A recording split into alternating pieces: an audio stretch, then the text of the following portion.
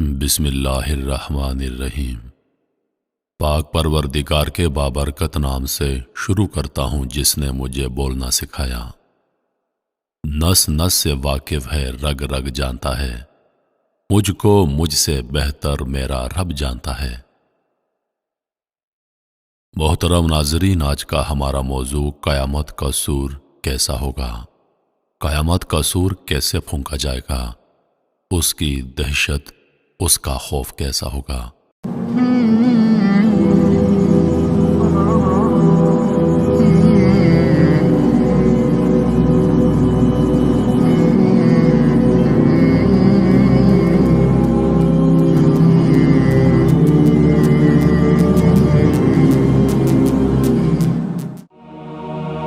جب قرآن دلوں، زبانوں اور سینوں سے اٹھا لیا جائے گا، قیامت سے پہلے انتہائی آخری وقت میں جنوب کی طرف سے ایک نہایت فرحت افزا ہوا چلے گی، جس کے سبب ہر صاحب ایمان یعنی ہر مسلمان شخص کے بغل میں ایک درد اٹھے گا اور وہ اپنی فضیلت کے حساب سے مرنا شروع ہو جائیں گے، یعنی جو جتنا زیادہ نیک ہوگا وہ اتنی جلدی فوت ہو جائے گا۔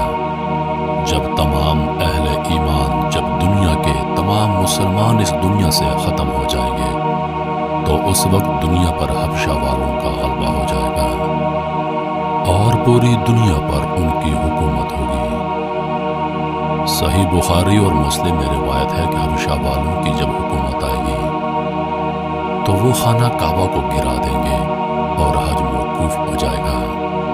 اس وقت قرآن مجید دلوں، زبانوں اور کاغذوں سے اٹھا لیا جائے گا۔ قرآن مجید کے تمام حروف آسمان کی طرف اٹھا لیے جائیں گے۔ خدا ترسی، حق شناسی، خوف آخرت لوگوں کے دلوں سے ختم ہو جائے گا اور شرم و حیا ختم ہو جائے گی۔ لوگ راستوں پر گدھوں اور کتوں کی طرح زنا کریں گے۔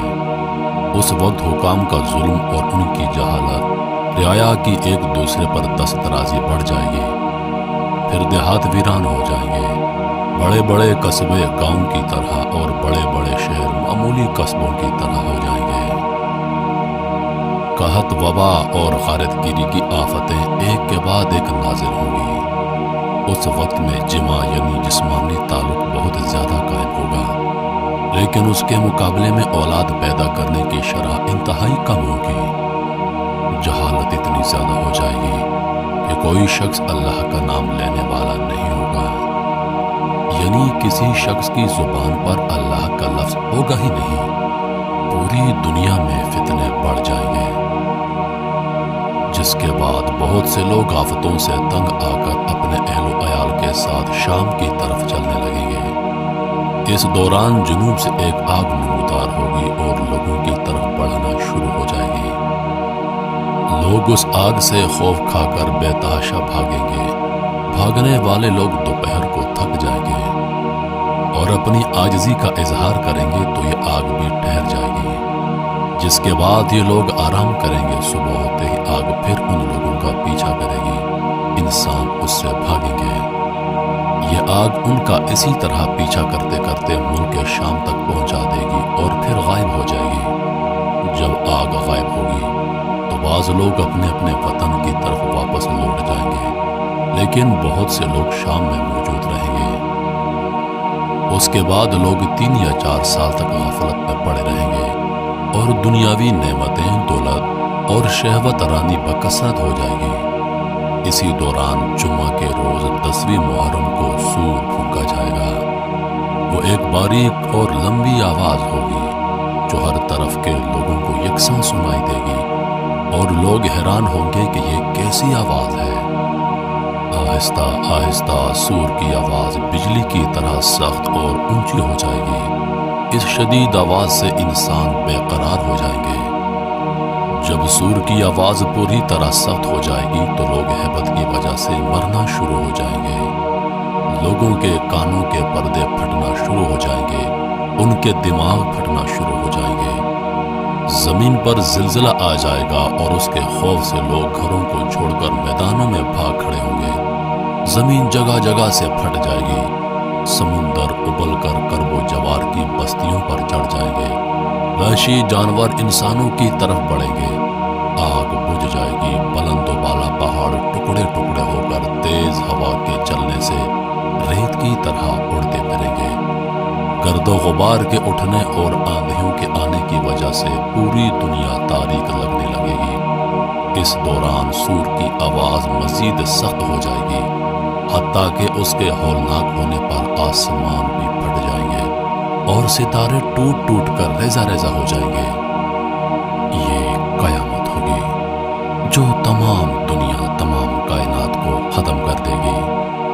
اس کے بعد تمام لوگ ایک مرتبہ پھر زندہ کر دیے جائیں گے اور اللہ کے حضور میدان حشر میں جمع ہوں گے، جہاں پر ان کا حساب و کتاب کیا جائے گا۔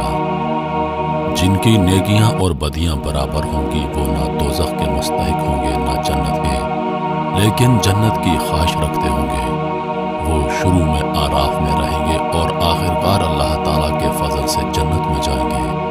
آراف بلند جگہ کو کہتے ہیں۔ جنت اور دوزخ کے درمیان ایک دیوار ہے جو جنت کی لذتوں کو دوزخ تک اور دوزخ کی تکلیفوں کو جنت تک پہنچنے سے روکتی ہے۔